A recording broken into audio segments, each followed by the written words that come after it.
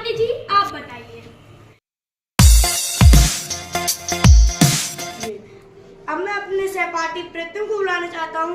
वह आएंगे और आपको अपदान कारक के बारे में समझाएंगे।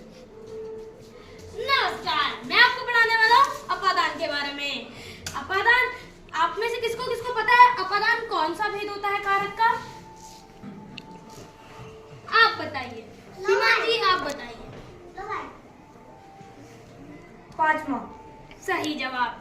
जैसे हमने अभी चौथवें पेज में पढ़ा था संप्रदान, तो उसके बाद आता है अपादान। अपादान होता है पांचवा भेद और उसका चिन्ह होता है से, अलग होने के अर्थ में। अब हमारे दिमाग में सवाल आता है कि करण में भी से है और अपादान में भी से है, तो फर्क क्या है? फर्क बताने से पहले मैं आपको अपादान की परिभाषा बता देता हूँ ताकि जानने में थोड़ी सी आसानी हो। अब संज्ञा के जिस रूप से एक वस्तु का दूसरे वस्तु से अलग होना पता चले उसे अपादान कहते हैं। अब अगर आपको इसमें जानने में थोड़ी सी दिक्कत हुई हो तो मैं आपको समझाता हूँ। जैसे कोई चीज किसी चीज से अगर अलग हो तो इसमें हम अपादान का प्रयोग करते हैं। जैसे मैं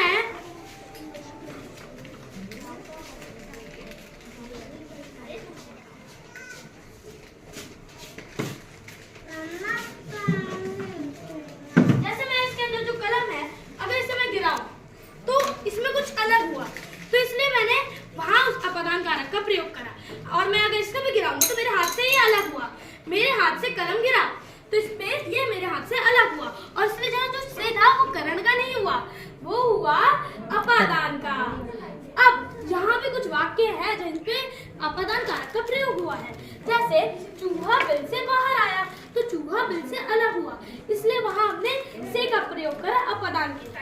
हिमालय से गंगा निकलती है तो वहां हिमालय का से गंगा का पानी अलग हुआ, इसलिए वहां हमने से का प्रयोग करा, वो भी अपादान का। अब मैं आपसे एक सवाल पूछूंगा। राम साइकिल से जाता है तो उसमें कौन सा कारक है?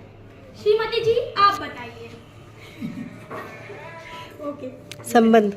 यहाँ पर करण कारक है।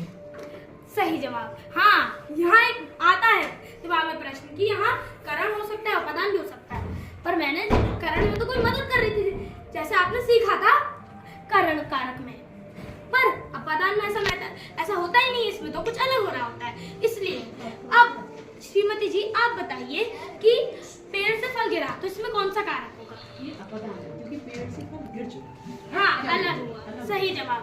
अब मैं बुलाना चाहूंगा श्री को